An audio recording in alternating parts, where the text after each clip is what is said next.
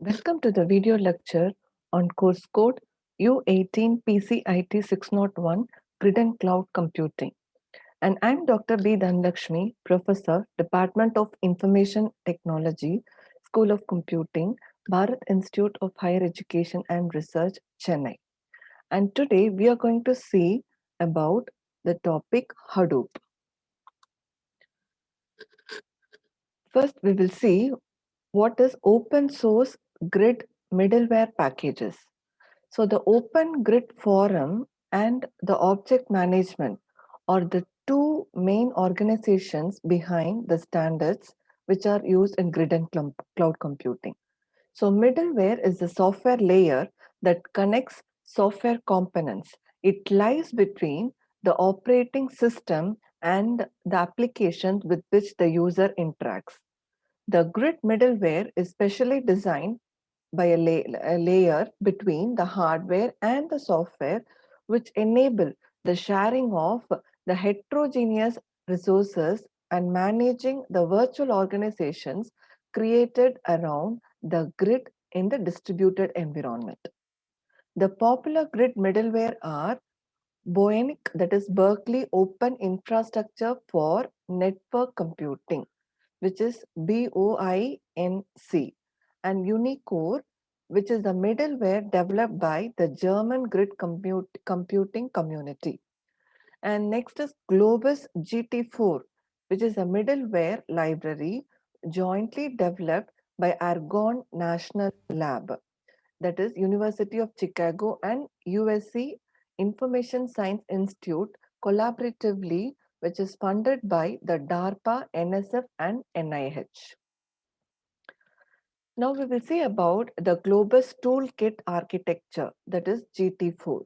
The Globus Toolkit is an open middleware library for the grid computing communities, and these open source software libraries support many operational grids and their applications on an international basis in the distributed environment. The toolkit addresses common problems and issues related to the grid resource discovery, management, communication, security, fault detection, and portability. The software itself provides a variety of components and capabilities. The library here includes a rich set of service implementations, and the implemented software supports the grid infrastructure management and that provides tools for building new web services in Java, C, and Python that builds a powerful standard-based security infrastructure and client APIs. And it also offers comprehensive command line programs for accessing various grid services. The Globus Toolkit was initially motivated by a desire to remove the obstacles that prevent the seamless collaboration that can be detected in the distributed environment, and thus sharing the resources and services without any fault. And this can also be used in scientific and engineering applications. The shared resources can be computers, storage, data, services, networks, science instruments, and any external data sources. And here is the architecture given for the Globus toolkit, where here the local services are listed at the lower bottom hierarchy, and followed by the core services, and then followed by the high level services and tools, and then the user end applications. And this GT4 offers the middle level core services in grid applications. The high level services and tools such as MPI, Condor G, and Nirod G are developed by third parties for general purpose distributed computing applications. The local services here such as LSF, TCP, Linux and Condor are at the boom level, and the fundamental tools are supplied by other developers. And here, apart from this de facto standard in the grid middleware, GT4 is also based on the industry standard web service technologies. And now we will see the functionalities of Globus Toolkit, that is GT4, Global Resource Allocation Manager, that is GRAM, which is a grid resource access and management, which is HTTP based. And the next functionality is communication, which follows the unicast and multicast communication process. And the third functionality is grid security infrastructure, which is GSI. And here the authentication and related security services when the heterogeneous sources are integrated can be monitored here. And next functionality is monitoring and discovery service. Here, the distributed access to structure and state information is done. And next functionality is health and status, that is HBM, where the heartbeat monitoring of system components is done here. And next is global access of secondary storage, where the grid access of data is done in the remote secondary storage. And next is grid file transfer functionality. Here the internode fast file transfer can be accessed. And here is the Globus Job Workflow, where when the job is submitted, here the manager, that is GRAM, which is Global Resource Allocation Manager, will take the responsibility, and then the job will be delegated to the corresponding team. And here each and every stage, the job will be monitored and controlled. And whenever needed, the grid FTP will take its control to access the file resources. And now we will see about Hadoop, Apache top level project, that is open source implementation of frameworks for reliable, scalable, distributed computing and data storage. And it is a flexible and highly available architecture for large-scale computation and data processing on a network of commodity hardware. Hadoop offers a software platform that was originally developed by a Yahoo group. The package enables users to write and run applications over vast amounts of distributed data. And here the Hadoop, where users can easily scale the tool to store and process the petabytes of data in the web space. Hadoop is economical in that it comes with an open source version of MapReduce that minimizes the overhead in task spawning and massive data communication. And it is also efficient as it processes the data with a high degree of parallelism across a large networks. And now we will see the goals and requirements of Hadoop. Here, Hadoop is abstract and facilitate the storage and processing of large and or rapidly growing data sets, that is big data sets. And here, the structured and non-structured data can also be handled, and simple programming models can be handled. And here it is high scalability and availability of the data sets here in Hadoop. And Hadoop use the commodity cheap hardware with little redundancy. And Hadoop here is a fault tolerant tool where we can easily rectify if any error occurs at any point of the processing and move computation rather than data. And here is the Hadoop framework tools. And here we have the business application, business intelligent applications, where the query and here the analysis of the query reporting and the statistics will be taken care. And then we have the orchestra, that is here the HBase Flume Zookeeper, that is orchestration framework is built in. And the data access framework consists of Pig, Hive, Scoop, Avro.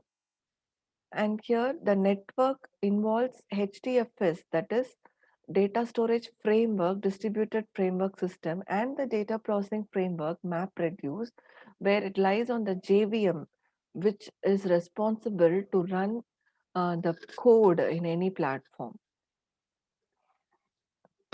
And we can have, you also have the backup and the recovery tool. The recovery tools are available in case of any failures or in case of any updation. So backup will be taken. And then deployment will also be taken care where we implement the code in the real time. And then security, which authenticate any user, and while integrating also the security measures will be followed. And for monitoring, we have the management team, so which will take care of monitoring and the processing control.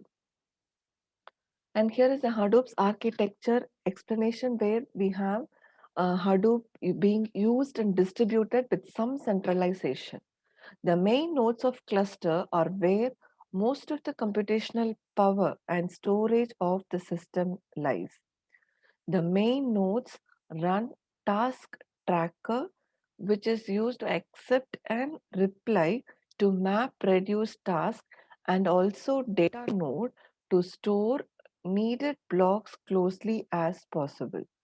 The central control node runs name node to keep track of HDFS directories and files, and job tracker will take care to dispatch the compute task to task tracker. And here the code will be written, can be written in Java, which also supports Python and Ruby. And now we will see how the Hadoop's architecture in distributed file system is getting portrayed. So here they are tailored to needs of the MapReduce, where the target towards many reads of the file streams.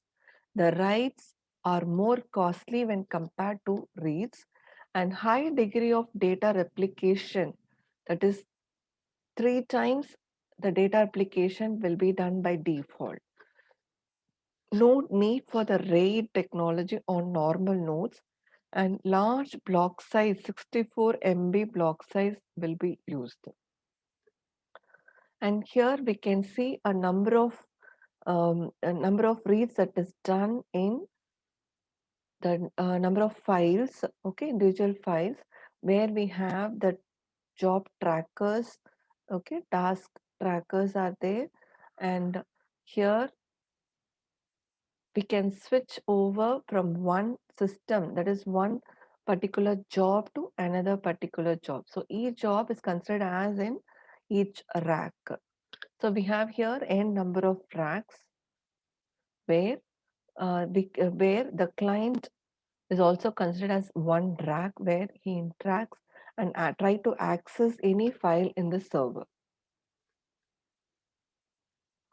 So now we will see what is name node. So name node stores the metadata for the files like the directory structure of a typical file system. The server holding the name node instance is quite crucial as there is only one. The transaction log for file deletes or adds, etc. here does not use the transactions for whole blocks of the file streams, that is only metadata will be considered. It handles the creation of more replica blocks when necessary after a data node failure.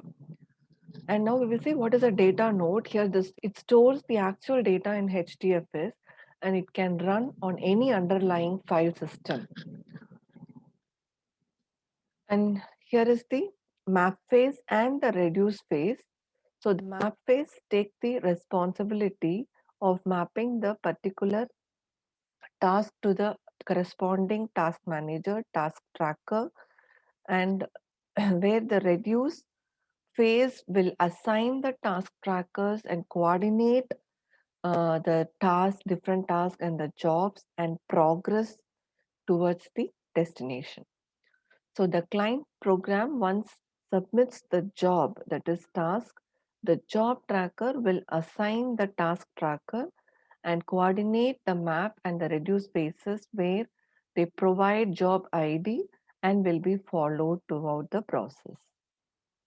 So each task tracker may be allotted with different regions as per the requirement. And here we have split 1, split 2, split 3, etc. to split n, where You can split the jobs based on the requirement and the resource allocation. And after partitioning the jobs into a number of jobs, number of subdivisions, and then later you can combine it once the process is done. So in the reduced space, once the output has been got from each task tracker, so we can just integrate and reduce it to the output format as required, and finally storing the output in the output file. And now we will see the use of the MapReduce engine, job tracker and task tracker mainly. So here the job tracker splits up the data into smaller tasks, that is map, as we discussed in the earlier slide, and sends it to the task tracker process in each node. The role of task tracker is reporting back to the job tracker node and reports on job progress and sends the data, reduce or request new jobs. None of these components are necessarily limited to using HDFS. Many other distributed file systems with quite different architectures work, and many other software packages besides Hadoop's MapReduce platform make use of this HDFS. And now we will see Hadoop in the wild. That is, Hadoop is in use at most organizations that handle big data, like Yahoo, Facebook, Amazon, Netflix. So every software, so that is here every organization uses Hadoop tool. And some examples of scale, Yahoo Search Web Map runs on some 10,000 core Linux clusters and powers Yahoo Web Search. And Facebook's Hadoop cluster hosts around 100 plus petabyte of data according to the statistics taken during July 2012 and growing, and this data size is growing at half petabyte per day. And these are the main applications of Hadoop, where advertisement, where mining user behavior to generate the recommendations and which act as a recommender system. And the next application is in searches, where the group related documents are collected and to give an efficient search result. And the next application is security, where the search for the uncommon patterns are done. And here are some of the Hadoop highlights. Here, the distributed file system, fault tolerance, open data format, flexible schema, and queryable database. So here, these are the highlights which can be identified when using the Hadoop tool. And now we'll see why to use Hadoop. So what are the benefits in using Hadoop? So need to process multi-petabyte data sets. That is when big data are handled. In that case, it is efficient to use the Hadoop tool. Data may not have any strict schema. In that case, we can use Hadoop. And when expensive to build the reliability in each application, we can go for Hadoop tool. When nodes fails every day, and also when the infrastructure which is maintained needs to be common in a distributed environment, and when very large distributed file system is encountered, we can use Hadoop. And when a situation need to assume the commodity hardware, where we need some reasonable fare in using the distributed system where the large data sets are handled, we can go for Hadoop, a Hadoop kind of tool, like which will have the efficient commodity implementation. And it is also optimized for batch processing, and you can even run heterogeneous databases in a platform independent, that is OS independent platform. And now we will see what is a data node. a block server which stores the data in local file system and which stores metadata of a block, that is checksum, and which serves data and metadata to clients. And block report, which periodically sends a report of all existing blocks to name node. And here it facilitates the pipelining of data which forward the data to other specified data nodes.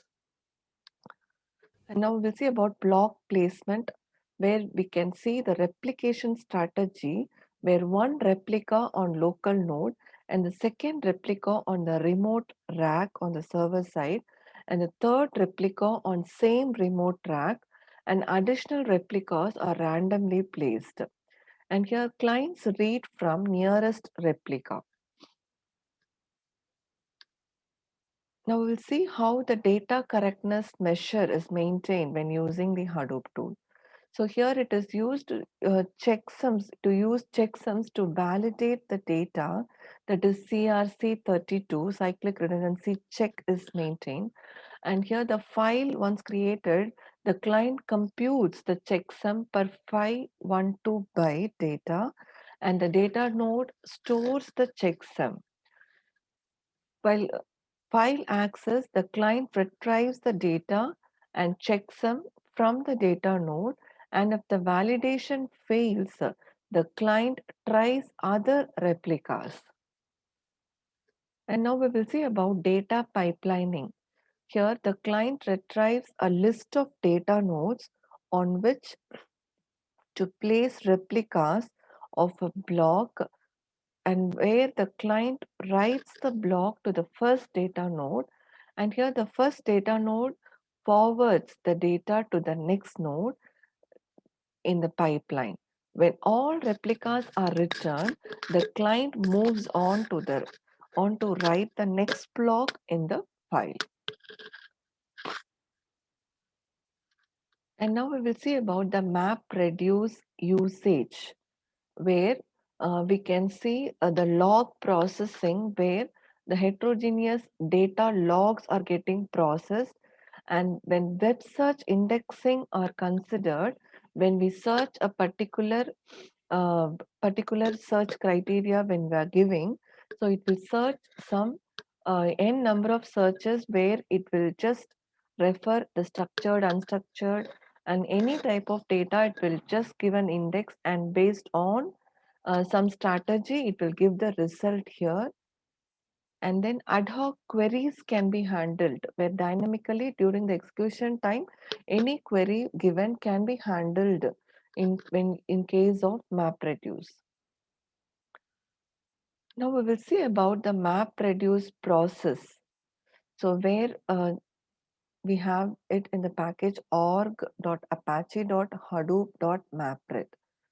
So here the job once given by the client, the client submit the job. Once it is submitted, it is transferred to the job tracker. The job tracker manages and task the scheduled job, where in if necessary the job will be split into tasks, and the task tracker will take care of the task monitoring, that is it will start and monitor the task execution. And we also have the child node, that process that really execute the task. So once the client submits the job, the job tracker will schedule the job and split the job as per the need, and it will divide into a number of tasks, and the task tracker will take the control and start the process and the execution. And now we will see the inter-process communication, where we can see the protocols need to be followed.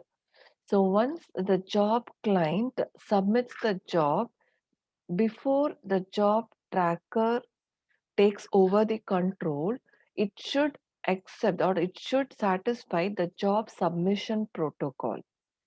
And the same way, when the task tracker transfer the job to the job tracker, then it should satisfy the rules framed in the protocol inter-tracker protocol.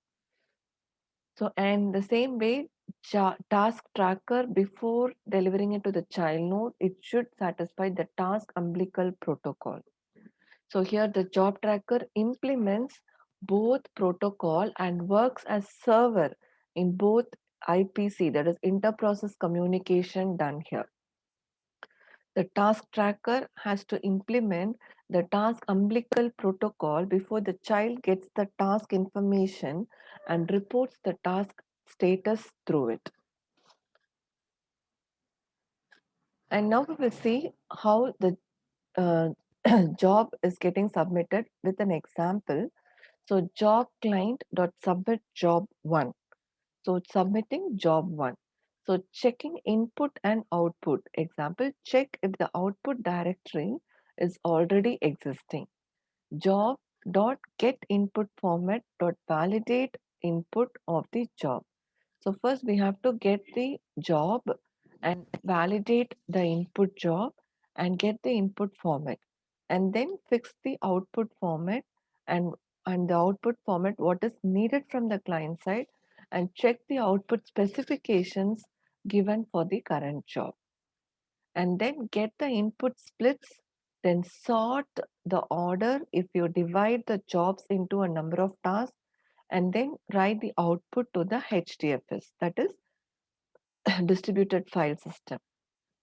The input split array will hold the number of tasks that are being splitted from the currently given job from the client.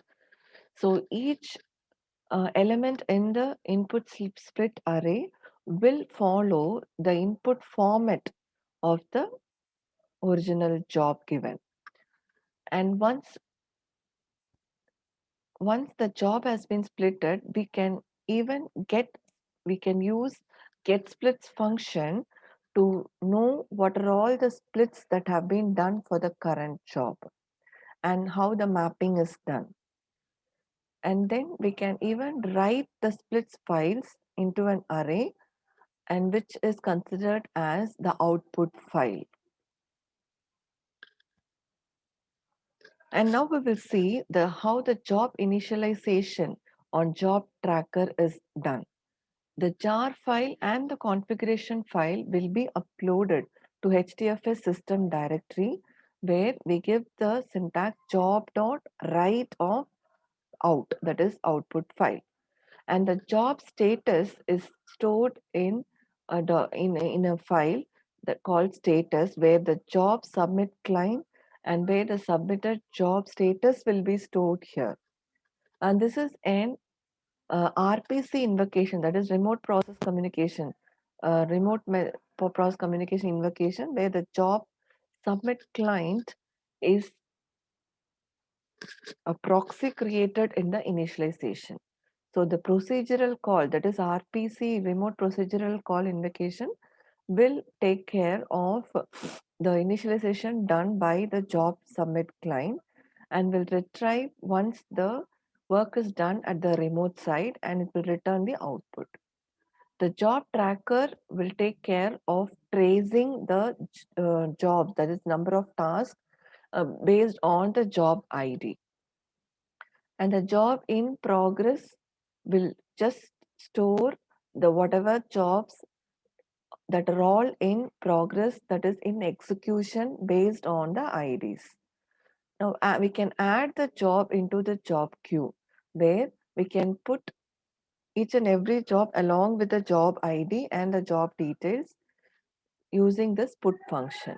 And we can access the priority, and we can also add the jobs in the queue and initialize the queue.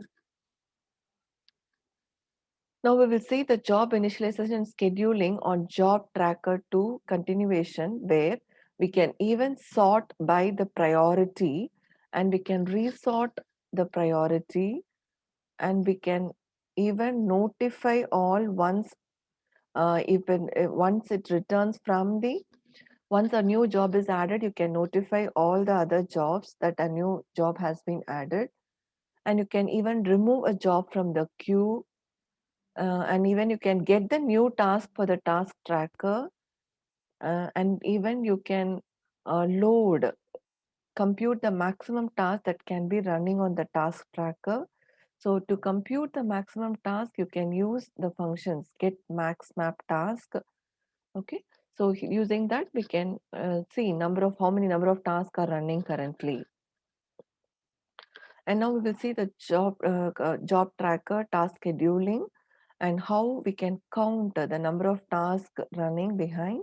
So using count map task, and you can even check if more tasks can be allocated. Then based on the priority, we can pick the first job from the jobs by priority queue, and we can create a task and return to the task tracker. So we can obtain the new task assigned based on the priority also. And here we are seeing how to start the task tracker. So the task tracker can be started based on the RPC initialization, that is remote procedural call initialization, where we are going to initialize by getting the server details, and then we are tracking the client details, and then we are waiting for the proxy. Until the proxy is ready, we cannot start the process. Once the proxy is ready, we can go with the task split. And here, how to run the task on the task tracker by localizing the job, and how to localize the jobs or how to sort the jobs in the task tracker, and how to launch the task for the jobs using the launch task function and localize task function, and how to create the runner for the given task tracker, and how to start the task runner. So using start function, we can do that.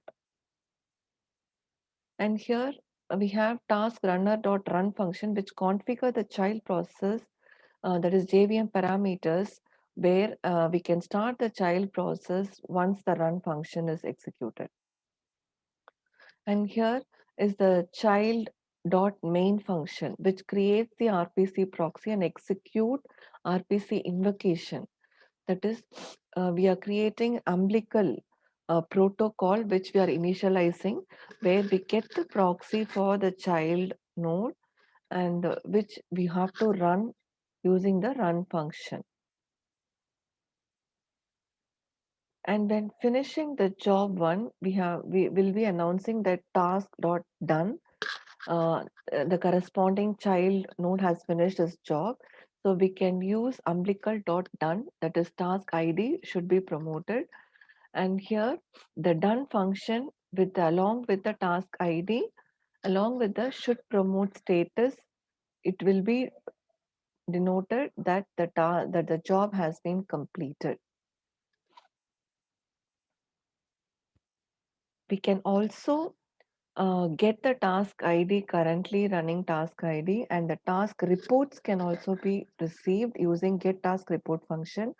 And you can also update the job status using update task status function. Once the task of the current job is finished, we can say that is completed task function can be invoked, where we give the task ID, task status, and the metrics along with it. And here is the demo which can be shown, that is word count based on the Hadoop jar file, and the word count is given where the input can be taken from one directory and the output can be stored in the other directory, and we can use any Hive, any database like Hive. Okay, so from where you can refer the data and you can analyze and you can display the output and store it in a external output file.